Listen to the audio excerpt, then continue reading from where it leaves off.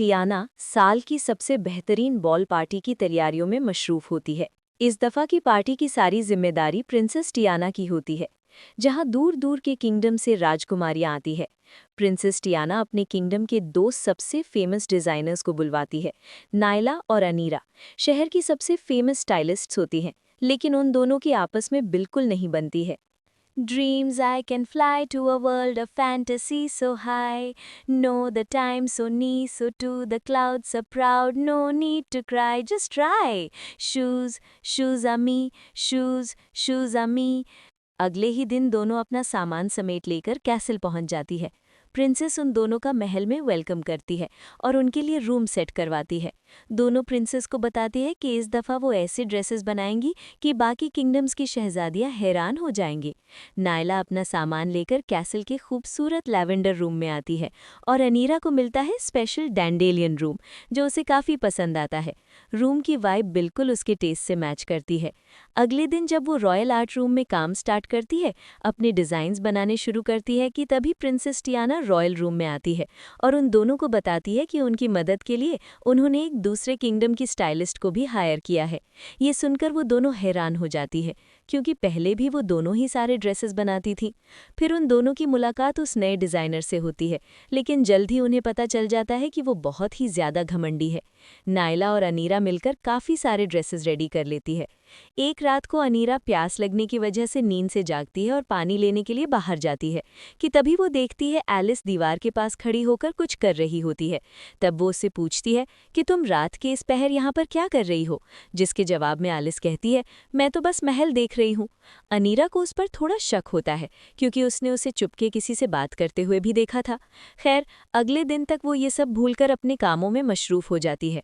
अनीरा और नायला दोनों मिलकर काम करती हैं। वो ड्रेसेस और ज्वेलरी बनाना स्टार्ट कर देती है। काम ख़त्म करने के लिए ये आखिरी दिन होता है।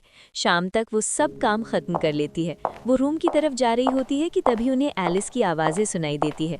एलिस किसी के साथ कॉल पर किसी चीज़ की चोरी की बात कर रही होती है और बता रही होती है कि उसका मकसद जल्द ही पूरा होने वाला है, जिसे सुनकर वो दोनों हैरान हो जाती हैं और एलिस के बारे में सोचने लगती हैं कि उन्हें कुछ करना चाहिए। नायला उसके कमरे की तलाशी लेने का सोचती है। वो एलिस के रूम का दरवाज़ा खोलती है। एलिस आराम से सोई होती है। नायला उसका बैग चेक करती है, जिसमें से एक नक्शा निकलता है। वो नक्शा लेकर वापस रूम में आ जाती है।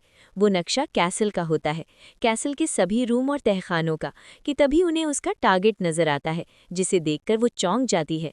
हजारों साल पहले परिस्तान की मल्लिका परी जमीन पर घूमने आती है और उसकी जादुई अंगूठी जमीन पर कहीं खो जाती है, जो बाद में वहां की रानी को मिलती है। उस अंगूठी में ऐसी ताकत होती है जो किसी दुनिया को आबाद और बर्बाद करने की ताकत रखती है, और वो किसी गलत हाथों में ना जाए, इसीलिए रानी उसे महल में ही कहीं छुपा देती है, जहां कोई नहीं पहुंच सके। और तभी एलिस वहां पहुंच जाती है। वो उसे देखकर हैरान हो जाती है। वो उन दोनों से कहती है, मैं जो लेने आई थी ले चुकी हूँ, अब मुझे रोक कर दिखाओ। तभी वो मैजिकल रिंग निकालकर उन पर हमला कर देती है। रूम में आग लग जाती है, जिसे देखकर नायला और अनीरा बिल्कुल भी परेशान नहीं होती। उन्हें तो लगा था कि शायद बहुत बड़ा धमाका होगा। नायला एलिस का पीछा करती है और अनीरा गार्ड्स को बुलवाती है। एलिस को गिरफ्तार कर लिया जाता है और काल कोठरी में फेंक दिया जाता है, और सुबह बॉल पार्टी शुरू हो जाती है। सभी किंगडम्स की राजकुमारियां आनी शुरू हो जाती है। नायला और अनीरा सभी शहजादियों को तैयार करती है। ये बॉल पार्टी हर साल किसी एक शहजादी की जिम्मेदारी होती है, जिसमें बाकी हर मुल्क की शहजादियों और लेडी रॉयल्स के लिए ड्रेसेस बनाना भी उसी एक शहजादी की जिम्मेदारी होती है। सभी को ड्रेसेस, मेकअप और शूज़ बहुत पसंद आते हैं। इस बॉल पार्टी का शुमार सबसे आइकॉनिक बॉल पार्टियों में होता है। प्रिंसेस टियाना सबको अपनी रॉयल स्टाइलिस्ट से मिलवाती है।